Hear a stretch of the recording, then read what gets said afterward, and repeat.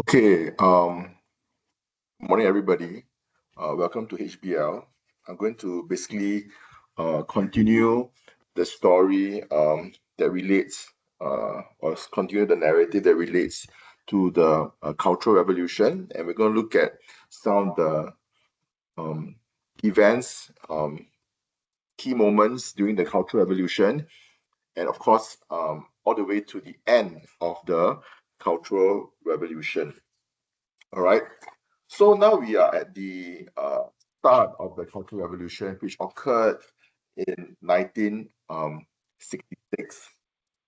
And at this point in time, of course, Mao was looking to, in some sense, attack CCP leaders whom he felt basically were opposing him. And of course, he will use the Red Guards to persecute them. So he begins to attack Deng Xiaoping and Liu Shaoqi. So if you see in this photograph, you can see a photograph of the wife of Liu Shaoqi. Her hands are behind her back, and basically she's going through a period of what we call a struggle sessions by the Red Guards. So Liu and Deng were accused of being spearheads of the Aragonese line. And mm, these were the leaders who had tried to persuade the party to follow policies that ran counter to Mao's wishes. And so, using the Red Guards, basically, they attacked and purged Deng Xiaoping and Liu Shaoqi. There were even war posters displayed to denounce them, Liu Shaoqi and Deng Xiaoping. You can see in this poster, possibly a red guard, like, throwing a punch at them. And Liu and his wife, unfortunately, were dragged from their government residence and were beaten by a jeering mob. And then Liu was forced to undergo a series of brutal struggle sessions, and eventually he died in prison in 1973. Deng Xiaoping's son, Deng Pufan, was thrown from an upstairs window by Red Guards. Later, it broke his spine and left him paralyzed. Interestingly, Deng Pufan, I must say, he uh, survived the Cultural Revolution, and when looking back on his experience, he felt that the Cultural Revolution had strengthened his resolve. And later on, he became the chairman of the China Disabled Persons Federation in 1988. Um, we're going to watch a simple clip of the Red Guards. So the Red Guards will be obviously the group that Mao uses, young people, to bring chaos and violence across China. And of course, they will attack anyone that was not following Mao's orders, right? And one of their mottos really is this: to rebel is justified. It is okay to rebel. It's okay to attack the capitalist rulers. It's okay to even attack basically former CCP leaders if these CCP leaders go against Mao's wishes. Okay, so let's watch a simple clip on the Red Guards, right?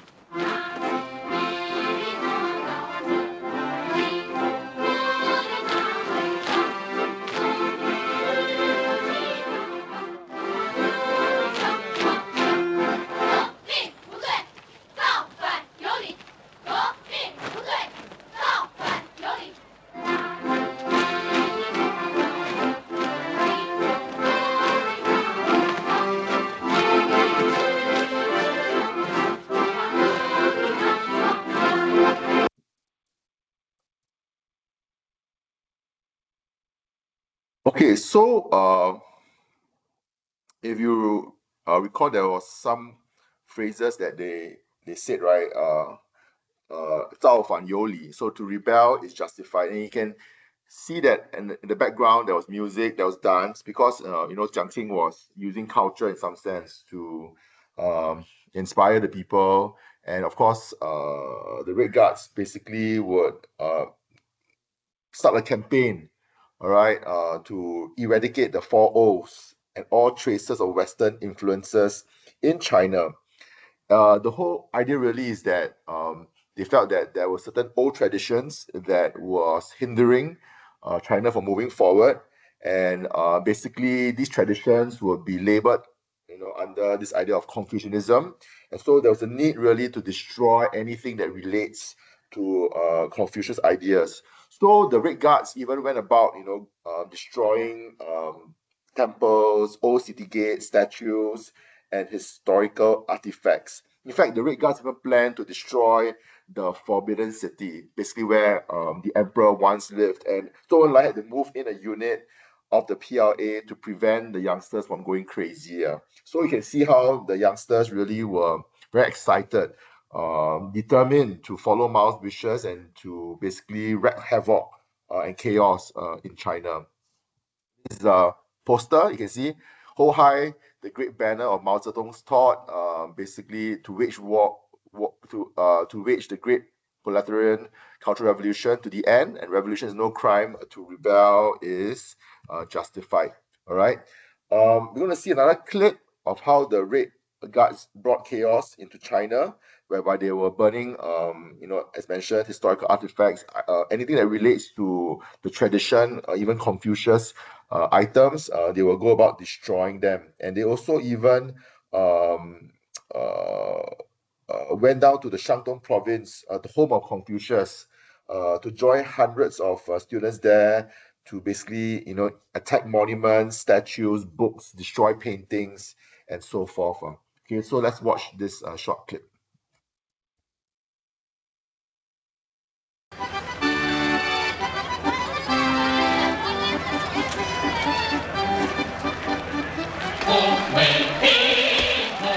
So you can see them destroying the temple gate.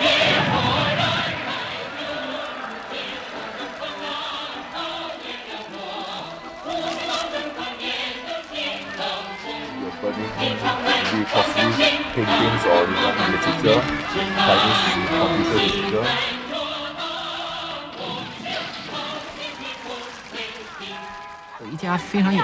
There was a famous hair salon. It displayed photographs of all kinds of hairdos. When the Cultural Revolution came, they were seen as examples of bourgeois decadence. A group of Red Guards took over the place.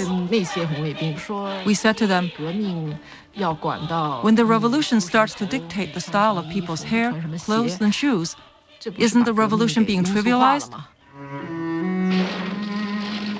Temples and shrines were ransacked.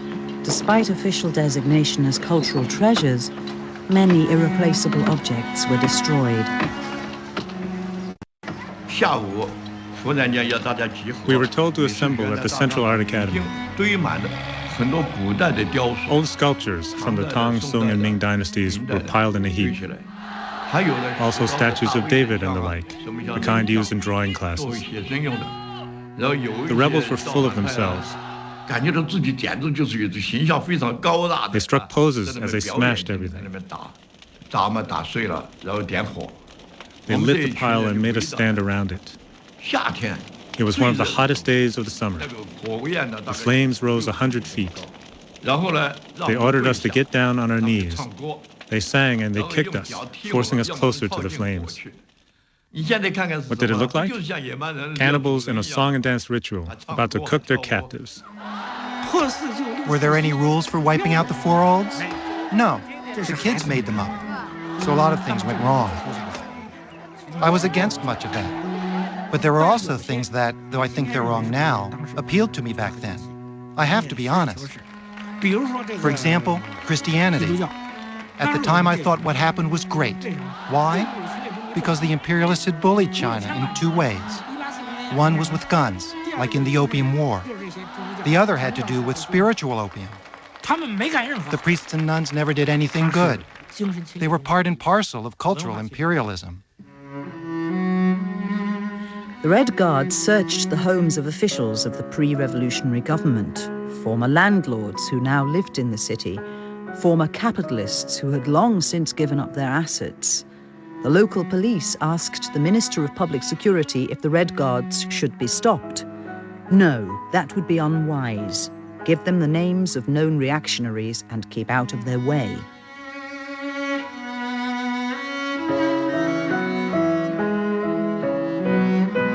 Those rounded up were made to write self-denunciations. They wore names on their backs: capitalist, landlord, criminal, pervert. Many were driven out of Beijing in the name of purifying the revolutionary capital.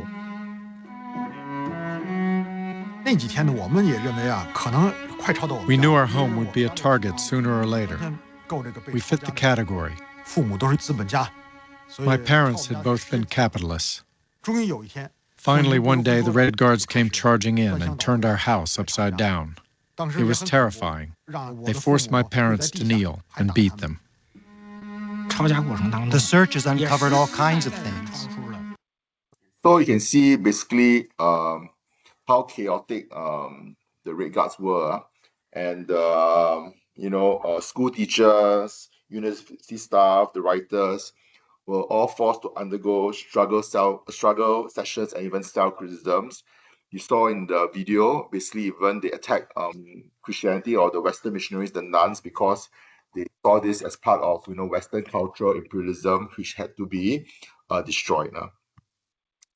However, by 1967, around the end of August in that year, because of the chaos that the Red Guards had brought into China, basically China was on the verge of a civil war, widespread disruption in industries.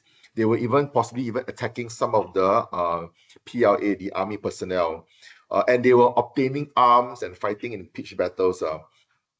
Even the foreign ministry, which was headed by Marshal Chen Yi, an ally of Zhou Enlai, was seized by the radicals. And the British legations in Beijing was burned down. And so basically China was really going through an unstable period. The crisis forced Mao, which was supported by Zhou Enlai and Lin Biao, to adopt measures to restore stability. Why was Lin Biao brought into the picture? Because Lin Biao had a huge influence in the army. And so now the PLA had to come in to, in some sense, crack down on the Red Guards. And so 11 August 1967, Mao said the policy of dragging out capitalist rulers in the army was unstrategic. And later on, Mao did not allow the Red Guards to seize weapons from the PLA. And the PLA was also authorized to open fire on radical groups in self-defense. So Mao had to basically bring the situation under control. Now, because the Red Guards were full of energy, the youngsters were full of energy, one of the strategy really was to move the youth, all right, to the countryside. And so basically a campaign started known as the Up to the Mountains and Down to the Villages campaign. And really is to redirect the energy and idealism of the Red Guards to the countryside.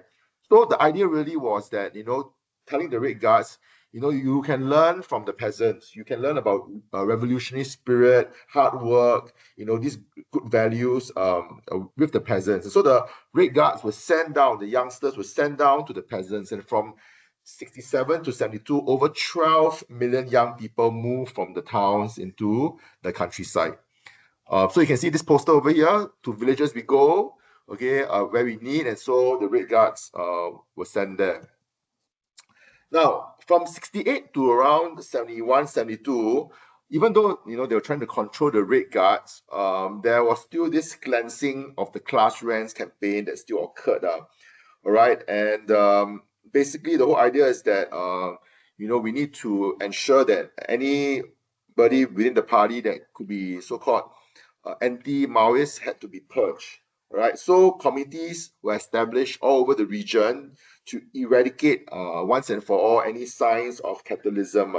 Okay, and of course, the killing and destructions were led by the PLA now, who replaced the Red Guards in the Cultural Revolution. And so there were purges in Inner Mongolia, there were purges in Beijing, Zhejiang, and Yunnan. Okay, people that they suspect were anti-Maoists.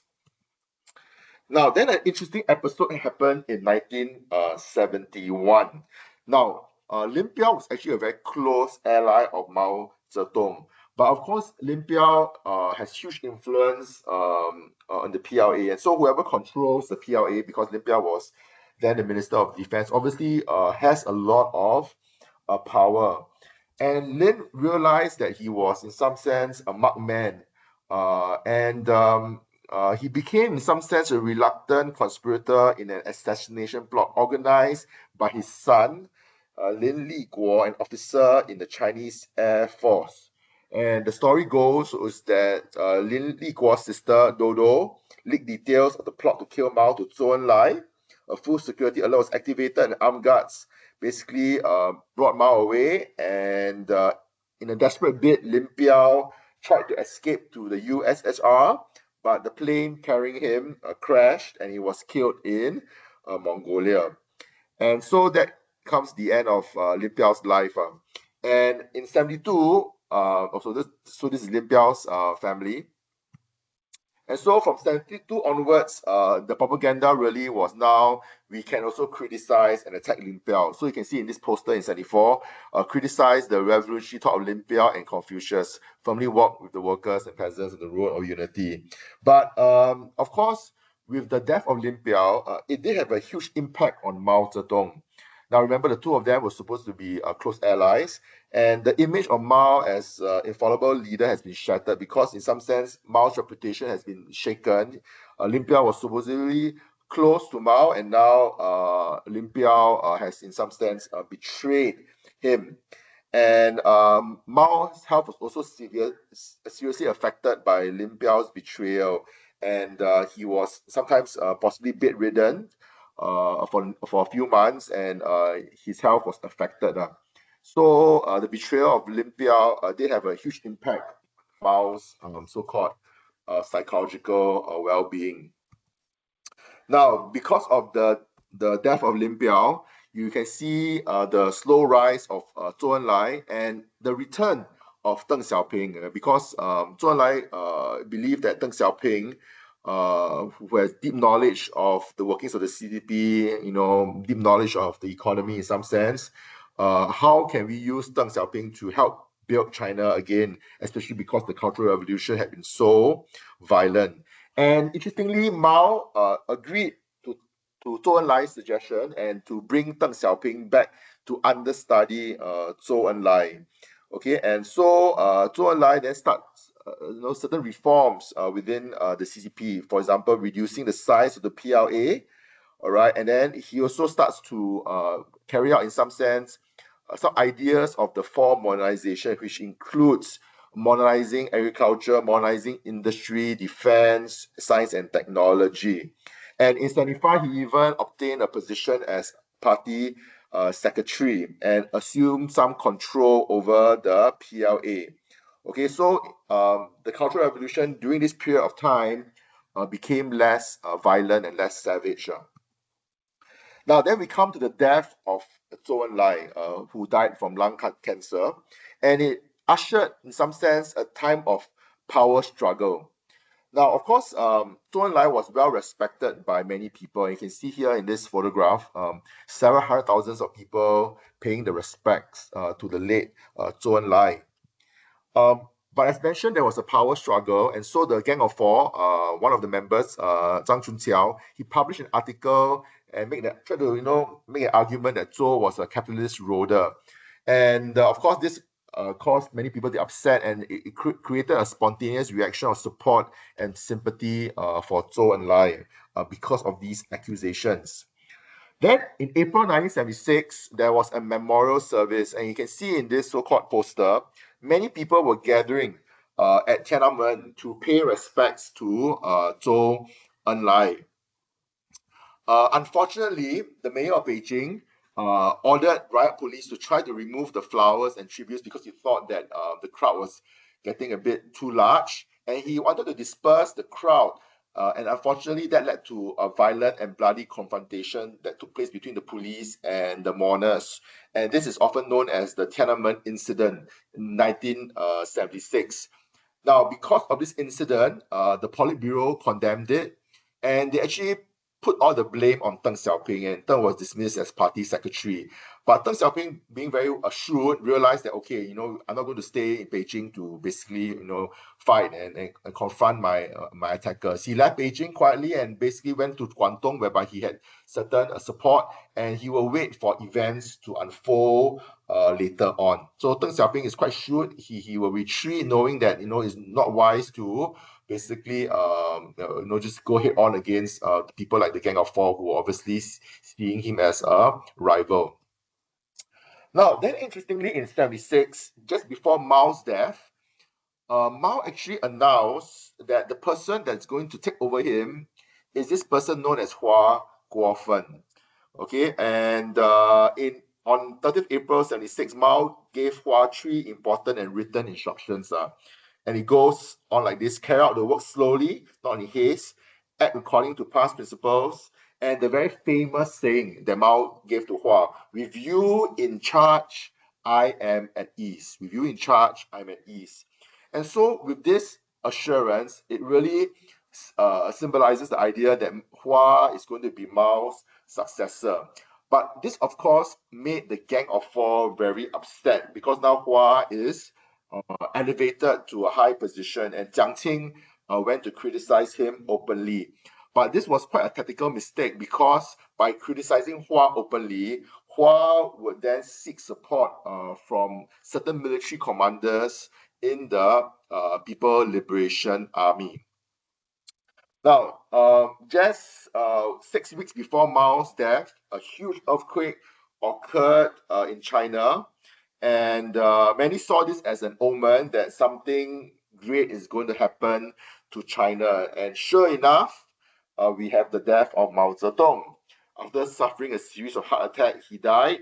And what later on followed, obviously, was going to be a power struggle. Who is going to lead China forward? Is it going to be the Gang of Four, or is it going to be Hua Guofeng, or someone else? All right. But actually, the rivalry at that point in time was really between Hua Guofeng, his supporters, largely some of them from the PLA, and the Gang of Four. And Hua Guofeng, obviously, with the help of the PLA military commanders, later on struck first, took the initiative, and arrested the Gang of Four. Okay, and you can see in this poster here, basically, again, propaganda, telling the people that they're going to remove the Gang of Four. And in some sense, people were happy that the Gang of Four was arrested, because the Gang of Four have created so many problems during the Cultural Revolution with their violence and so on. So some of them were actually quite grateful that Hua Guofeng took decisive action to remove the Gang of Four. See another poster here, smash the Gang of Four, and you can see them having some spears and poking faces on the Gang of Four. Now, subsequently, later on, the Gang of Four was put on trial in 1981, and Jiang Qing tried to speak and defend herself, arguing that she's Chairman Mao's dog, and basically, she's just following Mao's order. But nevertheless, by then, because of Mao's death, the Gang of Four lost its so-called Kao San, and eventually, she was given a death sentence. But later on, it was changed to life imprisonment. But she committed suicide in 1991, and that is Jiang Qing. Now, you will learn later on that what happened was that a power struggle took place between Hua Guofeng and Deng Xiaoping, and eventually Deng Xiaoping won the power struggle, and he became supreme leader and chairman of the CCP by 1980. And so, in some sense, this marks the rise of Deng Xiaoping after Mao's death. All right. So we have come to the end of the narration of how basically what happened during the Cultural Revolution, and in some sense the rise of Deng. And when we come back, we're going to look at the causes of the so-called Cultural Revolution and the impact of the Cultural Revolution. All right. So in your Microsoft Forms, please carry on to complete the MCQ, and I wish you a wonderful day and HBL. All right. Have a good Friday as well. Thank you.